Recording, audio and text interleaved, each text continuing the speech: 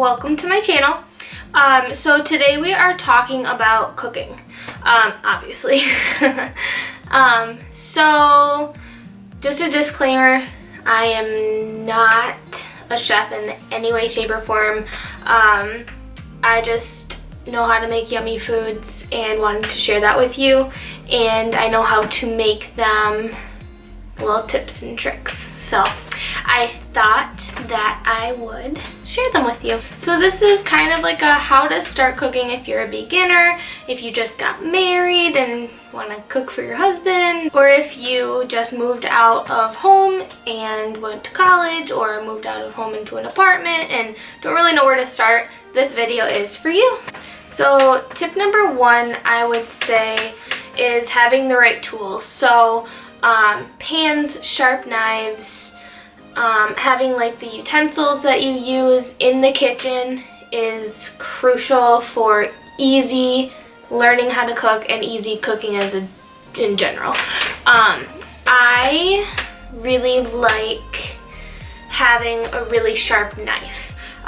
When I first started cooking, I had the worst knife, like worst knife ever.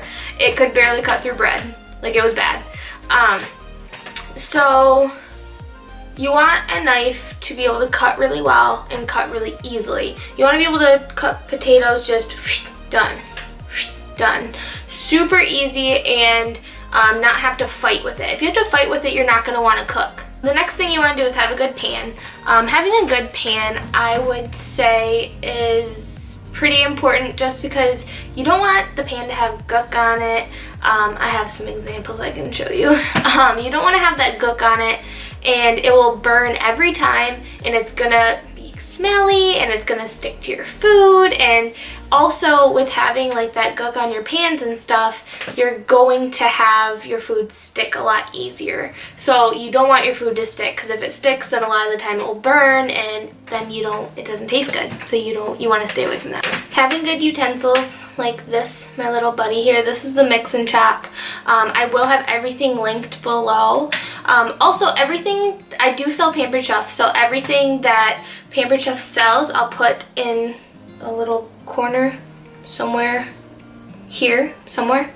It'll be a PC. It will be just the Pampered Chef logo, just saying you can buy these items, and I will link every item below, as well as my consultant page that you can also shop on. So, but this is really cool. So this is the mix and chop. The mix and chop is super awesome.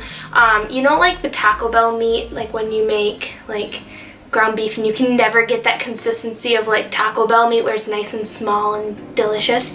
This does that. This makes your like making hamburger and ground chicken, ground turkey, everything chop up way smaller, and it's wonderful. So highly recommend the mix and chop if you don't have one.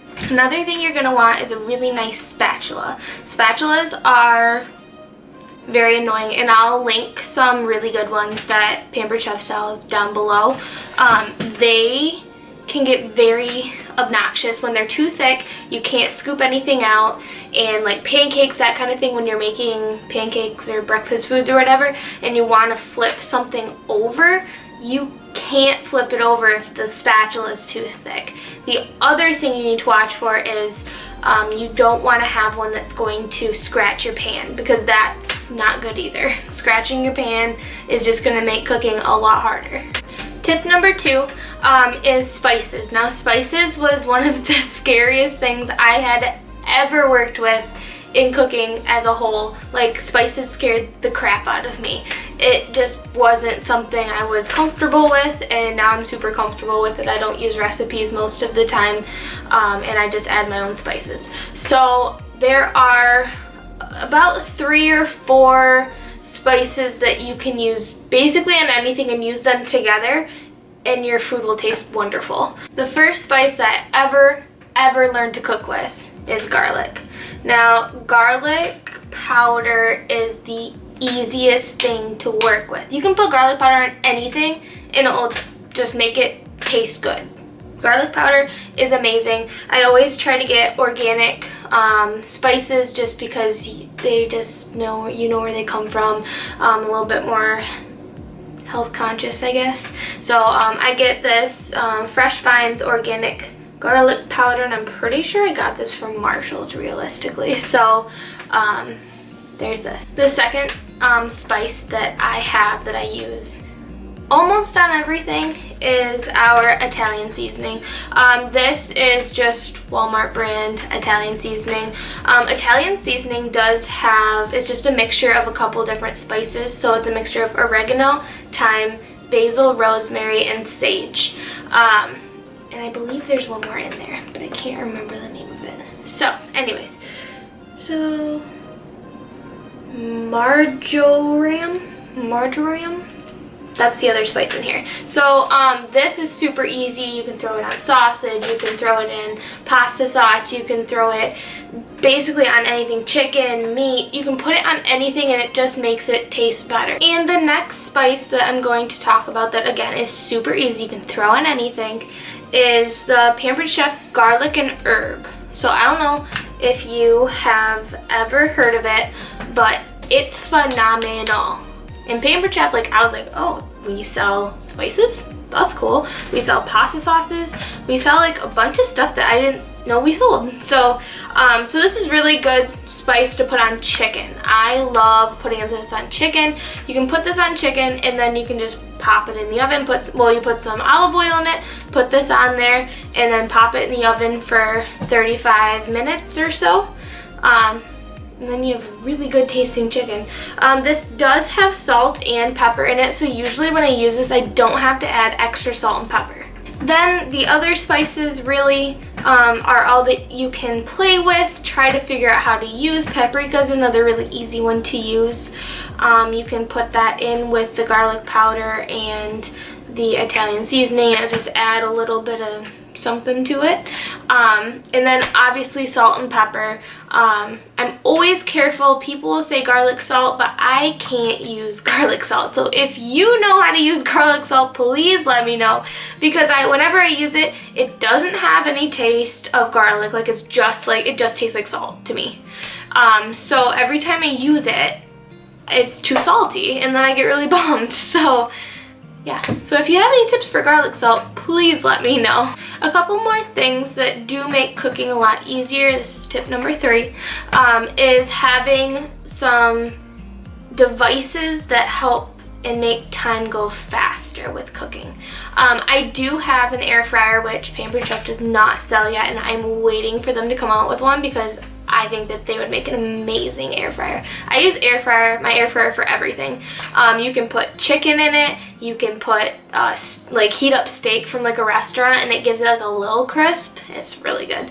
I put vegetables in it, potatoes in it.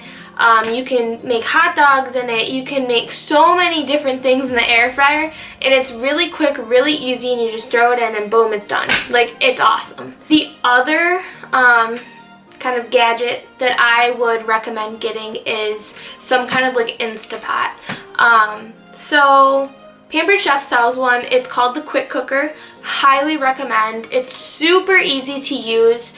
I like to make, especially with fall approaching, soups, and you can make like chilies, and you can make pot roast. So let me tell you, pot roast. You know how to make pot roast? You put in a crock pot, usually, you'll put a big hunk of meat, some vegetables, some basil, some beef broth, and salt and pepper. That's pretty much all you put in there. And then it takes all day. The meat falls apart. But again, you're roasting it all day long. So if you're anything like me, you forget to take the meat out of the freezer. So the Instapot or our Quick Cooker, you can cook a full fall apart pot roast in the Quick Cooker, and it takes about 20 to 30 minutes and it's fall apart. It's insane. So you have that pot roast that if you didn't have a Quick Cooker would be cooking all day long, and finally you would get to that wonderful fall apart, beautiful, juicy pot roast that you want, but it takes 8 to 9 hours. if you use the quick cooker, 20 to 30 minutes, and you have fall apart, wonderful pot roast. It's wonderful. So when you're a forgetful person like me, it really is wonderful. So there you have it, 3 super simple, helpful, hopefully helpful tips to cooking. Makes you a little more comfortable in the kitchen. And thank you so much for watching. Please like and subscribe to my channel. And if you have any comments, any ideas on how to use that garlic salt, please let me know. And I will be posting a new video every Wednesday, so every Wednesday there should be a new video up. We'll see you next time. Bye. Thank you guys. Mwah.